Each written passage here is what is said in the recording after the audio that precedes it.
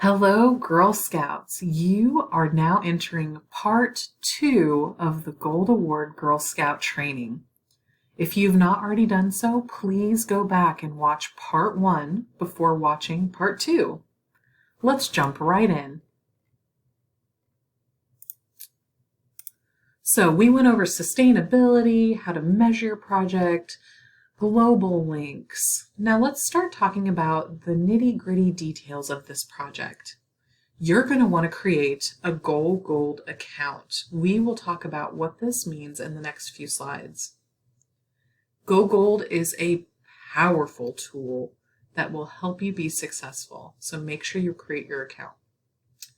This project will take between 9 and 24 months. That sounds like a long time, but you're busy. You're on teams and you are involved in your community already. You're in school. Some of you have jobs. Even though this project, you have to do 80 hours to complete this project, those hours are spread over these 9 to 24 months as you're working on your project. September 30th is the last day of our Girl Scout year. So, once you graduate high school as a senior, you go into college, you've started your freshman year as a college, September 30th is the very last day of the Girl Scout year when you can be approved for your Gold Award project, though you must submit your paperwork before that, and we'll talk about those deadlines coming up here soon as well. Also, make sure that you have a supportive team built around you with advisor, a mentor, girls from your troop or friends, adults who want to help you move your project forward. You are in charge of building your team to make sure that you are successful.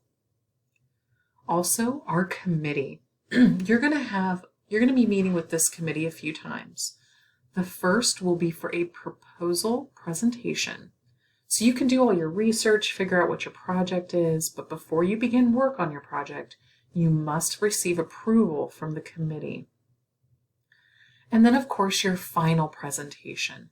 The very last day that you can submit paperwork for the committee is September 1st.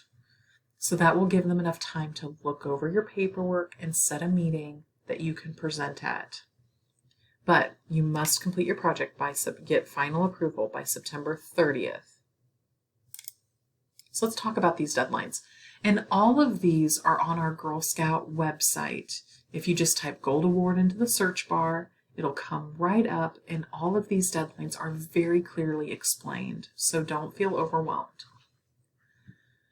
You can submit your project if you're a freshman, sophomore, or junior at any time, but we often recommend that you start your project the second part of your sophomore year or the first part of your junior year. You have kind of had enough time to mature, to research, to really become more comfortable as a high schooler. You've had time to complete your journeys and whatever you need to do. Current seniors, if you're a senior in high school, you must submit your proposal by March 1st. Now, this is cutting it close, but this will give you enough time to complete your project if you stay on it. But that is the very last day that you can do it, March 1st. For your final, so this is your final paperwork that you're submitting.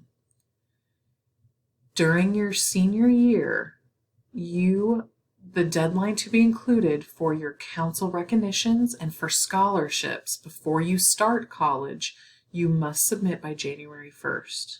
Now, you don't have to, but you will not be eligible for the scholarships or council recognition that year. Before you leave college, you must complete your project by May 1st. And then the final deadline to submit is September 1st. I know that those are a lot of dates, but you can always go back to the website to check it out. Okay. Your advisor and mentor. These are going to be powerhouse adults that are going to help you be successful on your project. Your advisor knows everything about your topic that you're working on. If it's microchipping pets, They either know everything that you need to know about microchipping or maybe about pets. Maybe they're a vet or maybe they manufacture the microchips. This is going to be the person that you can lean on for knowledge about your project. They can help you solve problems, give you some insights, and they are really a very thoughtful person to have on your team. Your mentor is assigned by the Gold Award Committee, and they know everything about the Gold Award process because they're a committee member. So they can help give you reminders on deadlines. They can answer questions about any Girl Scout paperwork you need to submit. You can check in with them monthly just to help answer any questions, make sure you're staying on track. They are incredibly helpful in this almost over a year-long process sometimes. You must have 80 hours towards your project. And this is broken up into kind of two groups. So the first group is 20 hours, and that's kind of your research phase. And the next is 60 hours, and that's actually working on your project. So when you're researching, you might decide that you need more than just 20 hours to research, build your team, all of those good things, but you only can count 20 of those hours towards this project because you need to work a minimum of 60 hours actually doing your project, educating and inspiring others, that final paperwork, documenting everything. This is going to be a minimum of 60 hours. Of course, you can work on your project as many hours as it takes to complete, but a minimum of 60, which will give you a total of 80.